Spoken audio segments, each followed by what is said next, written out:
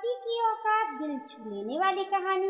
आदित्य की शादी अंजलि से हुई थी। आदित्य एक बहुत ही दकियानूसी परिवार से संबंध रखता था और आदित्य के माता पिता पुराने जमाने के सास ससुर की तरह बहू के ऊपर बस हुक्म चलाया करते थे। आदित्य भी अपने माता पिता की तरह अंजलि से हमेशा बदतमीजी से बात किया करता था, जबकि अंजलि के मायके का माहौल बिल्कुल अलग था। अंजलि के पिताजी ने हमेशा अंजलि की माँ का सम्मान किया था, लेकिन आदित्य के घर का माहौल बिल्कुल अलग था। आदित्य के पिताजी भी उसकी माँ के साथ बहुत बदतमीजी से बात करते थे और उसकी माँ को बिल्कुल बुरा नहीं लगता था, बल्कि उनके हिसाब से घर के पुरुष घर की महिलाओं से ऐसे ही बर्ताव करते हैं। ये उनका हक होता है क्योंकि वे हमें खाने के लिए रोटी देते हैं, हमारे खर्चे चलाते हैं। ये सब कुछ सुनकर अंजलि को बहुत अजीब लगता था कि अगर कोई खर्चा चलाता है तो ये उसकी जिम्मेदारी है। औरत भी तो उसका पूरा घर संभालती है और शादी होती किस लिए है? ताकि एक परिवार बस सके, एक घर बस सके जिसमें पुरुष कमा कर लाए और स्त्री उसे अपने घर के रखरखाव और जिम्मेदारियों में जरूरत के हिसाब से खर्च करे। लेकिन अंजलि के ससुराल में ऐसा माहौल बिल्कुल भी नहीं था। वहाँ औरतों के हाथ में कुछ नहीं दिया जाता था, सारे फैसले पुरुष लेते थे। अंजलि की सासू माँ भी बिल्कुल खड़ूस सासू माँ थी, जो अंजलि को एक बहू कम और गुलाम ज्यादा मानती थी, क्योंकि उनकी सास ने भी उनके साथ ऐसा ही किया था। अंजलि की ग्रेजुएशन करते ही उसके पिता ने उसकी शादी कर दी। अंजलि कोई नौकरी नहीं करती थी, लेकिन उसने सपने में नहीं सोचा था कि शादी के बाद एक रोटी की भी कीमत उसे इस तरह से चुकानी पड़ेगी। बात बात पर आदित्य उसकी बेइज्जती करता था और बोलता था, फ्री का खाना मिल रहा है तो बकवास तो करोगी ही। तुम्हारा पेट मैं भरता हूँ तो मेरे हिसाब से चला करो। तुम्हारी औकात नहीं है मेरे आगे जुबान चलाने की। और पता नहीं क्या क्या बोलकर हमेशा अंजलि की बेइज्जती किया करता था, जिस पर के अंजलि अक्सर आदित्य से बहस कर लेती थी। तो अंजलि की सासू माँ और ससुर भी अंजलि को 10 बातें सुनाकर उससे साफ साफ बोलते थे कि अपनी औकात में रहो, तुम्हारी औकात नहीं है हमारे बेटे से जुबान लड़ाने की। इतनी अकड़ थी तो नौकरी क्यों नहीं की? पति के पैसों पर मोच भी करना है और अकड़ भी दिखानी है। पति अगर कमाकर खिला रहा है तो उसका शुक्रिया अदा करो, ना कि उसके सामने अकड़ के रहो, बल्कि उसकी गुलाम बनकर रहो। ये सब कुछ सुनकर अंजलि अंदर तक हिल जाती थी, ये सोचकर कि कैसे घर में उसका ब्याह हो गया, क्योंकि उसके मायके का माहौल बिल्कुल उल्टा था। उसकी माँ भी एक हाउसवाइफ थी, लेकिन उसके पिता ने सारी जिम्मेदारियां उसकी माँ को दे रखी थी और पूरा जीवन उनका सम्मान किया था। कभी कभी अंजलि फोन पर अपनी माँ से ये बातें कहती थी और वह भी बहुत दुखी होती थी कि ये कैसे घर में हमने अपनी बेटी का ब्याह कर दिया। अंजलि की एक कुंवारी ननद थी, लेकिन वह भी अपने माता पिता की तरह बदतमीज थी और अंजलि के साथ बदतमीजी से ही बात करती थी। लेकिन उसे उसके माता पिता या भाई कुछ नहीं बोलते थे, ये बोलकर कि ससुराल जाकर तो फिर इसे झेलना ही है। ससुराल वालों से और पति से दबकर ही रहना है, क्योंकि बहुओं की यही नीति होती है। तो जब तक मायके में है तब तक तो वो इसे मनमानी कर लेने दो। इस वजह से अंजलि की ननद भी अंजलि के साथ बदतमीजी करने से पहले एक बार नहीं सोचती थी कि वह खुद एक लड़की है, कल को उसे भी ससुराल जाना है। अंजलि का इस घर में जीना मुश्किल हो गया था। बात बात पर उसे बेइज्जत किया जाता था, एक एक रुपए के लिए उसे तरसाया जाता था, एक एक जरूरत के लिए उसे अपनी सास या अपने पति के आगे हाथ फैलाकर मांगने पड़ते थे। और उसके बाद भी अगर उनकी मर्जी होती थी तो वह उसकी जरूरत पूरी करते थे, नहीं तो उसे धुतकार देते थे।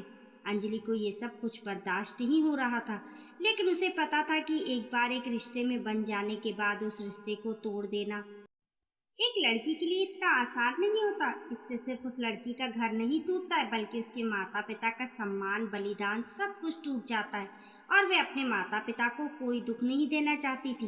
अंजलि पढ़ी लिखी थी, इसलिए वह सोचती थी कि कोई नौकरी कर ले, लेकिन जैसे ही उसे ने घर में नौकरी की बात की, उसके घर में बवाल मच गया। ससुर जी ने साफ बोला, हाँ हाँ, तू तो चाहेगी ही नौकरी कर ले ताकि हमारे ऊपर अपनी धौंस जमा सके।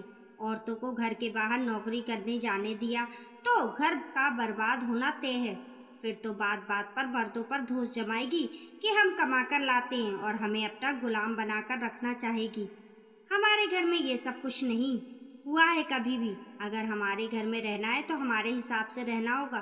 कोई ज़रूरत नहीं है नौकरी करने की। चुपचाप चूल्हा चौका करो और अपने काम से काम रखो। 2 रोटी मिल तो रही है खाने को, उसका शुक्र मनाओ कि तुम्हारा पेट तुम्हारा पति भर रहा है। तुम्हें तो उसके पैर धोकर पीने चाहिए। आदित्य भी यही सब बोल रहा था और बोल रहा था, आगे से कभी हिम्मत भी मत करना मेरे आगे ऐसी बकवास करने की। तुमने सोच भी कैसे लिया कि मैं तुम्हें नौकरी करने दूंगा ताकि तुम मेरे ऊपर अपनी अकड़ दिखाओ? इतना ही नौकरी करने का शौक था तो शादी क्यों की थी? अंजलि को समझ में आ गया था कि इन लोगों को समझा पाना आसान नहीं है और उसने अपनी माँ से बोलकर कि मैं बहुत मजबूर हूँ, इस रिश्ते को चला पाना मेरे बस की बात नहीं है। बहुत घटिया लोग हैं ये लोग। लेकिन अभी अंजलि की छोटी बहन की शादी भी नहीं हुई थी, इसलिए अगर अंजलि कोई फैसला करती तो उसकी छोटी बहन की जिंदगी पर भी असर पड़ता, क्योंकि ऐसे मामलों में समाज अक्सर औरतों को ही गलत मानता है। पुरुषों की गलती तो समाज को दिखती ही नहीं। इसलिए अंजलि चुपचाप सब कुछ बर्दाश्त कर रही थी। लेकिन उसने फैसला कर लिया था कि उसकी बहन की शादी होते ही वह अपनी जिंदगी के लिए कोई अहम फैसला जरूर लेगी, क्योंकि इस तरह की जलालत भरी जिंदगी वह ज्यादा दिन तक नहीं जी सकती। अब तो कभी कभी आदित्य अंजलि के ऊपर हाथ भी उठाता देता था और कभी कभी सासू माँ भी अंजलि के ऊपर हाथ उठा देती थी, जिससे अंजलि का खून खोल जाता था। काफी कुछ बर्दाश्त कर रही थी अंजलि उस घर में, सिर्फ और सिर्फ अपने माँ बाप और बहन के लिए। इसी बीच अंजलि ने सोचा कि घर से बाहर तो ये लोग मुझे जाने नहीं देंगे, तो घर से ही कुछ किया जाए। अंजलि को बहुत अच्छा मेकअप करना आता था और उसने अपने मेकअप वीडियो बनाकर सोशल साइट पर लगानी शुरू की, क्योंकि उसे उम्मीद थी कि आज नहीं तो कल उसकी वीडियो वायरल होगी और उसे कुछ आर्थिक मदद हो जाएगी और वह अपने पैरों पर खड़ी हो जाएगी। लेकिन आदित्य को ये भी बर्दाश्त नहीं हुआ और उसने इसके लिए घर में बहुत बड़ा बवाल मचा दिया, क्योंकि अंजलि की एक वीडियो वायरल हो गई थी जो कि आदित्य को अपने फ़ोन में दिख गई थी। और आदित्य को समझ में आ गया था कि अंजलि घर से काम कर रही है और उसे ये भी समझ में आ गया था कि अगर अंजलि के हाथ में पैसे आने लगे तो फिर उन लोगों की अकड़ वह नहीं बर्दाश्त करेगी। इसलिए आदित्य ने घर में बहुत बड़ा बवाल मचाया और अंजलि का फ़ोन छीनकर उसका चैनल डिलीट कर दिया। अंजलि हैरान रह गई कि कोई इतनी तुच्छ मानसिकता का कैसे हो सकता है कि पत्नी को कमाई करते नहीं देख सकता। आदित्य ने अंजलि का चैनल डिलीट करके उसके हाथ में पोछा पकड़ा दिया और बोला, चल पोछा मार, तेरी यही औकात है, इससे ज्यादा कभी सोचना भी मत। ससुर जी और ननंद किनारे खड़े होकर हंस रहे थे और ससुर जी ने बोला, औरतों को पाँव की जूती बनाकर रखना ही सही होता है, वरना ये सिर पर चढ़कर नाचने लगती हैं। अच्छे से पोछा लगाना, अगर घर थोड़ा सा भी गंदा नजर आया ना तो पूरे घर में दोबारा पोछा लगवाऊंगा, कहकर अंजलि के ससुर जी अपने कमरे में हंसते हुए चले गए। अब तो अंजलि ने तय कर लिया था कि एक न एक दिन इन घटिया लोगों को सबक सिखाकर रहेगी। अंजलि आज खून के आंसू पीकर रह गई थी और सोच रही थी, औरत क्या इतनी मजबूर होती है, इतनी कमजोर होती है? खैर अभी वह कुछ नहीं कर सकती थी, क्योंकि वह अपनी वजह से अपनी बहन की जिंदगी में कोई आँच नहीं आने देना चाहती थी। जरूरी नहीं था कि उसे इतना घटिया ससुराल मिलता या उसकी बहन के साथ भी ऐसा ही होता। खैर वक्त इसी तरह से बीत रहा था और समय के साथ अंजलि की बहन की भी शादी हो चुकी थी और अंजलि अब अपने लिए कोई बड़ा फैसला लेने की सोच रही थी कि लॉकडाउन आ गया और लॉकडाउन में जैसे ही कंपनियां लॉस में जाने लगी, बहुत से लोगों की नौकरियां चली गई, जिसमें कि आदित्य की नौकरी भी चली गई और आदित्य घर बैठ चुका था। बैंक में रखे हुए पैसे कोई कितने दिन खाता। आदित्य ने काफ़ी बड़ा लोन लेकर घर खरीदा था, जिस वक्त घर की किस्त के रूप में हर महीने अच्छी खासी रकम जाती थी। आदित्य के पिताजी ने अपनी सारी जमा पूंजी आदित्य की पढ़ाई में लगा दी थी, इसलिए उनके पास भी ज़्यादा कुछ पैसे नहीं बचे थे। बस जो बचे थे उन्होंने अपनी बेटी की शादी के लिए बचा के रखे थे, जिसे वह किसी भी कीमत पर खर्च नहीं करना चाहते थे, क्योंकि बेटी की शादी कुछ महीनों बाद ही होनी थी। जैसे तैसे काफ़ी वक्त बीत गया, लेकिन आदित्य की दूसरी नौकरी नहीं लगी। इस बीच अंजलि को आदित्य और उसके घर वालों ने अच्छा खासा बेइज्जत किया कि अब तो आदित्य कमा भी नहीं रहा। लेकिन अंजलि के ठूसने में कोई कमी नहीं आई। उन लोगों के हिसाब से अंजलि को एक वक्त खाना खाना चाहिए, क्योंकि उसका पति अभी कमा नहीं रहा और पता नहीं क्या क्या बोलकर वह सब अंजलि को बेइज्जत करते थे। अंजलि की बहन की शादी हो चुकी थी और अब वह कोई भी फैसला लेने के लिए स्वतंत्र थी।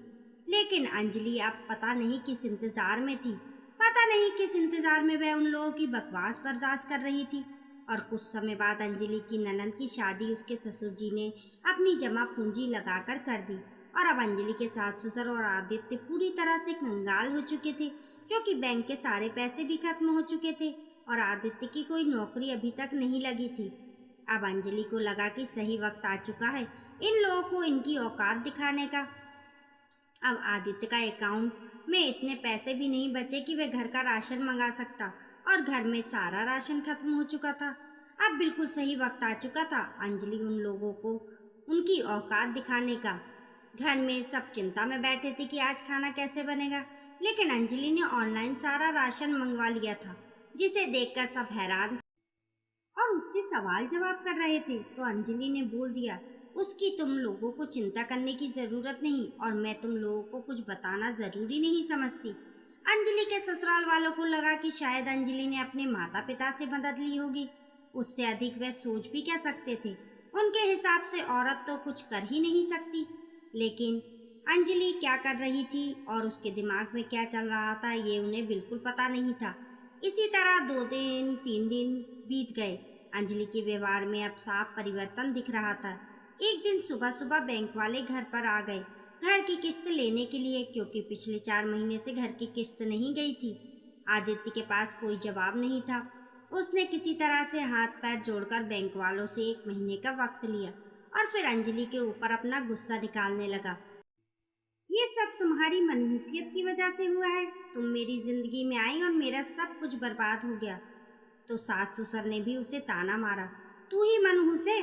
यहाँ तेरा पति एक एक पैसे के लिए मोहताज हो रहा है और तू बैठी बैठी खा रही है। चेहरे पर कोई सिकन भी नहीं। कुछ सोचा भी है अब क्या होगा? अंजलि ने बेधड़क बोला। मैं क्या सोचूं? मेरा काम तो झाड़ू पोछा करने का है। औरत तो पैर की जूती होती है। घर चलाना तो मर्दों का काम है। मुझे कोई फर्क नहीं पड़ता। आदित्य खुद को बेचकर पैसे लाए या जो करना है करे, मुझे क्या लेना देना। आदित्य ने बोला, और तुमसे उम्मीद भी क्या कर सकता हूँ, तुम्हारी औकात भी इतनी ही है। अंजलि ने अब बोला, वैसे औकात तो मेरी इतनी है तुम सोच भी नहीं सकते। भूलो मत, अभी तुम्हारे पेट में जो रोटी जा रही थी ना, वह मेरे पैसों की है। मेरे टुकड़ों पर तुम लोग पल रहे हो। अभी तो अपनी औकात में रहो। और रही मेरी औकात की बात, तो औकात मेरी इतनी है कि मैं अभी चाहूँ तो इस पूरे घर की किस्त एक बार में देकर कर्ज अदा कर सकती हूँ। सुनकर आदित्य और उसके माँ बाप हैरान हो गए, क्योंकि वह तो वैसे भी कंगाल बैठे थे। अंजलि ने बोला, उस दिन तुमने मेरा चैनल डिलीट किया था तो मुझे समझ में आ गया कि तुम लोग कितने घटिया लोग हो। लेकिन उस दिन तुम लोगों का एक्सप्रेशन देखकर मैंने काफ़ी पहले ही अपने पैरों पर खड़े होने की ठान ली थी।